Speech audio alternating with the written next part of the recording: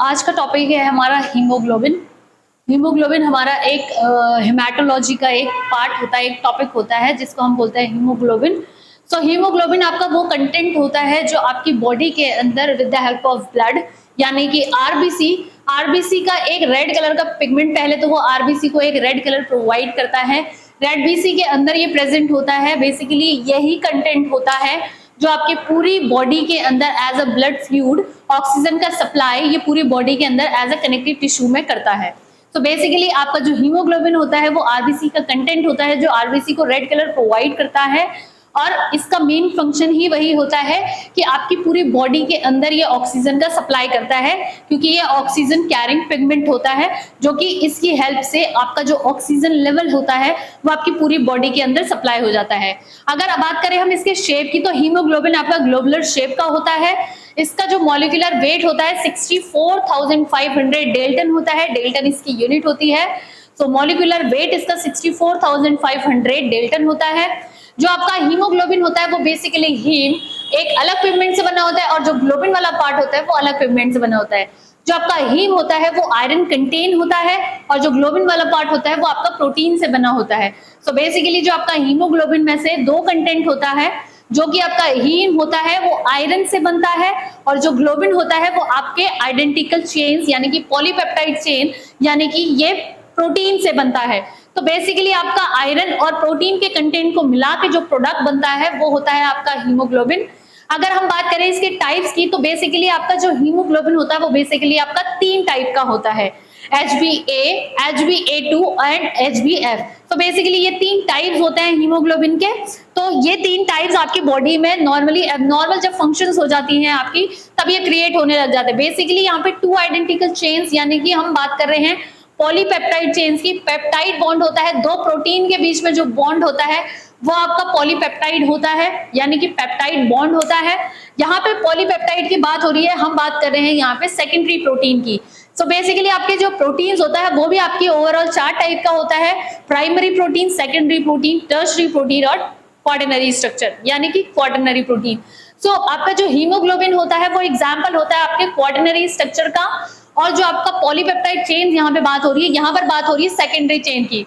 अब जो secondary chain होती है प्रोटीन की वो बेसिकली आपकी 2 सेल्स पे डिवीजन होती है, 2 आइडेंटिकल। एक होती है अल्फा हेलिक्स, और एक होती है बीटा शीट।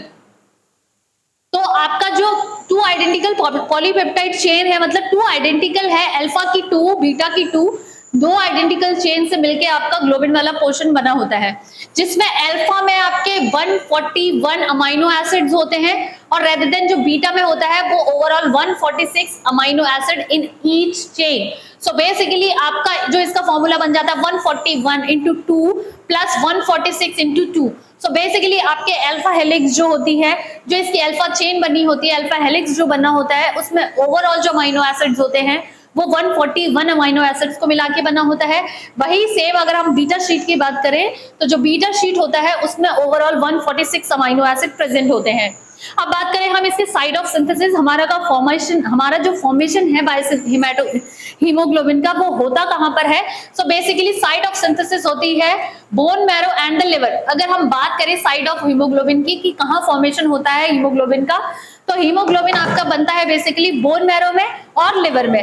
तो बेसिकली आपका बोन मैरो और लिवर में ओवरऑल 8 स्टेप होते हैं, जो कि बोन मैरो, क्योंकि जो आपकी सेल होती है बेसिकली यूकैरियोटिक सेल में हमारे बहुत सारे ऑर्गेनेलीज प्रेजेंट होते हैं, जिसमें से एक होता है माइटोकॉन्ड्रिया और एक होता है हमारा साइटोसोल।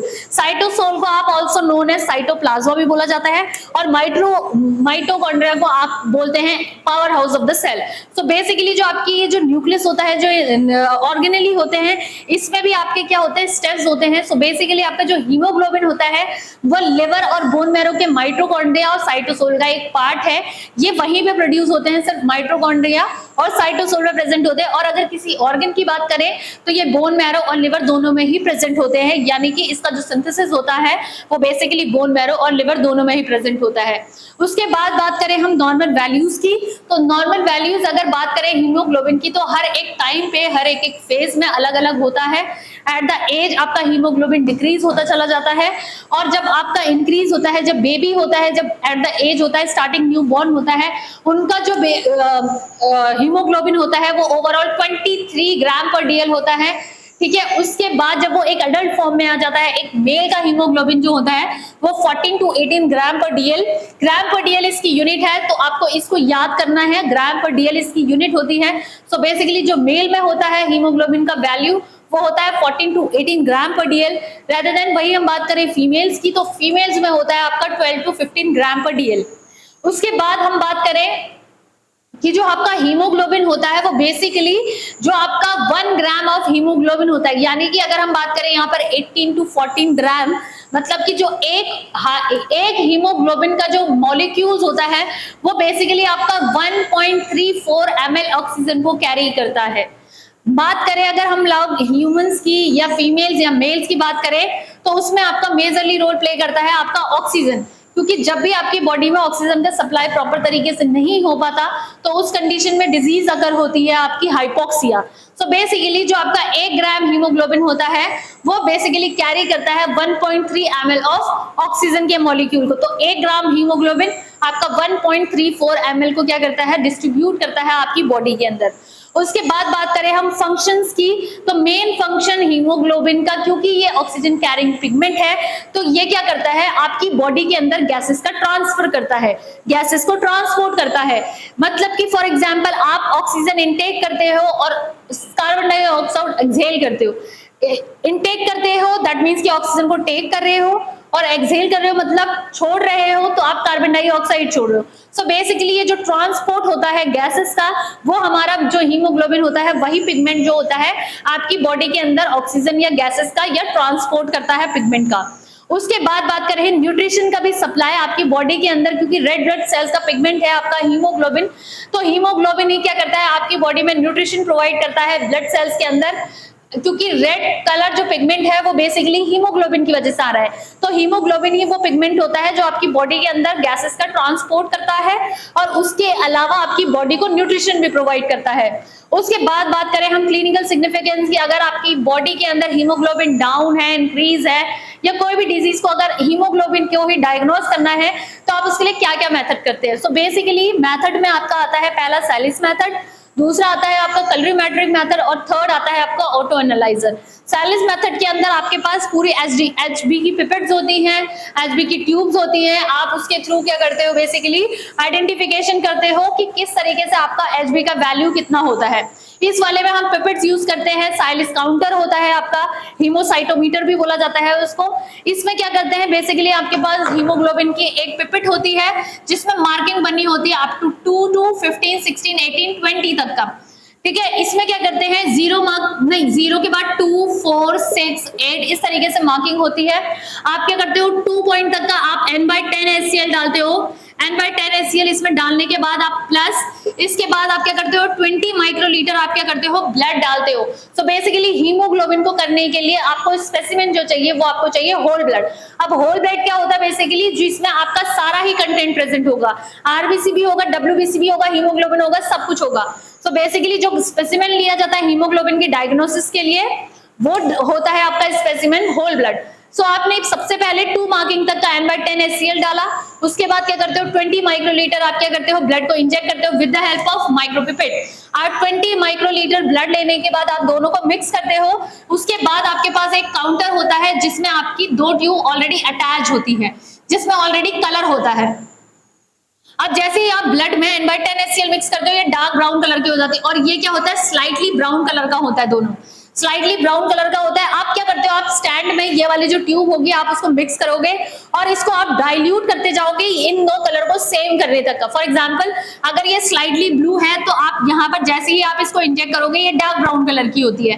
आपका जो सेम ये जो इनके साइड बाय साइड जो कलर है आपको सेम कलर इसका लेकर आना पड़ता है, तो आप इसको डाइल्यूट करते हो with the help of distilled water. तो डिस्टिल वाटर से आप इसको डाइल्यूट करते हो और डाइल्यूट करने के बाद जब ये दोनों कलर के साथ ये थर्ड वन मैच हो जाता है तो वही आपका क्या होता है हीमोग्लोबिन की वैल्यू होती है। अब ये जो फिनोमिना है ये बाय मिस्टेकन ही सही बट ये कंफर्मेटरी नहीं है, क्योंकि हो सकता है अगर किसी की आई साइड वीक है या किसी को प्रॉपर तरीके से विजुअलाइज नहीं हो रहा है तो उस टाइम पे आपका जो हीमोग्लोबिन की जो वैल्यू होती है या जो हीमोग्लोबिन की नॉर्मल वैल्यूज होती हैं वो वेरी करती है, इस वजह से ये वाले मेथड को बहुत ज्यादा यूज नहीं किया जाता है। थर्ड वन आता है आपका, सेकंड आता है आपका कलरीमेट्रिक मेथड। कलरीमेट्रिक मेथड में जो रिएजेंट यूज किया जाता है उसको बोला जाता है ड्रैपकिन सॉल्यूशन। ड्रैपकिन सॉल्यूशन के थ्रू आप कलरीमीटर के थ्रू आप इसकी रेजोनेंस चेक करते हो, इसकी वेवलेंथ चेक करते हो। थर्ड वन आता है आपका auto analyser. Auto analyser basically आपका सीबीसी काउंटिंग मशीन होती है जो नॉर्मली आपका बहुत इजी सोल्यूशन के थ्रू क्या करता है, आपका सारे ही कंटेंट रिलीज आउट करते हैं, जिसमें सीबीसी का सबसे फर्स्ट टेस्ट होता है आपका हीमोग्लोबिन। तो हीमोग्लोबिन जो टेस्ट होता है वो with the help of auto analyser के थ्रू भी लगता है। सो ये था आपका हीमोग्लोबिन, वो पिगमेंट कैसा होता है, उसके बाद उसका शेप कैसा होता है, उसका मॉलिक्यूलर वेट कैसा होता है, हीम कंटेंट किससे बना होता है और ग्लोबिन कंटेंट किससे बना होता है। तो हीम आपका आयरन से बना होता है और जो ग्लोबिन वाला पार्ट होता है वो प्रोटीन से बना होता है, और ये दोनों ही कंटेंट आप with the help of diet आप फूड के थ्रू लेते हो, आपका कंटेंट ब्रेक डाउन होता है और हीमोग्लोबिन का प्रोडक्शन होता है। एट द एज ये डिक्रीज और इंक्रीज होता है। आपका प्रेगनेंसी के केसेस में देखा होगा कि आयरन का मॉलिक्यूल डाउन होता है, हीमोग्लोबिन कम हो जाता है, आयरन का मॉलिक्यूल कम हो जाता है, इसीलिए एडिशनल प्रेगनेंसी के केसेस में आयरन की टैबलेट्स दी जाती है। तो बेसिकली आयरन और प्रोटीन के कॉम्प्लेक्स को मिला के आपका हीमोग्लोबिन का पिगमेंट बनता है, जिसका मेन फंक्शन ही आपकी ट्रांसपोर्ट करना होता है गैसेस को। ऑक्सीजन और कार्बन डाइऑक्साइड का जो एक्सचेंज करता है वो आपका हीमोग्लोबिन करता है। आपकी बॉडी में जो न्यूट्रिशन का सप्लाई करता है वो आरबीसी करता है, और आरबीसी का मेन कंटेंट ही आपका हीमोग्लोबिन है। तो इसके बाद बात करी हम लोगों ने इसकी नॉर्मल वैल्यूज की, फिर उसके बाद बात करी हमने इसके फंक्शन की, और लास्ट हमने बात करी इसके मेथड की। तो ओवरऑल ये आपका लैब डायग्नोसिस था, जिसमें आप साइलिस मेथड, ऑटो एनालाइजर और कलरीमीटर के थ्रू आप इन सबको डायग्नोज करते हो। तो ये हमारा टॉपिक था haemoglobin. Thank you so much.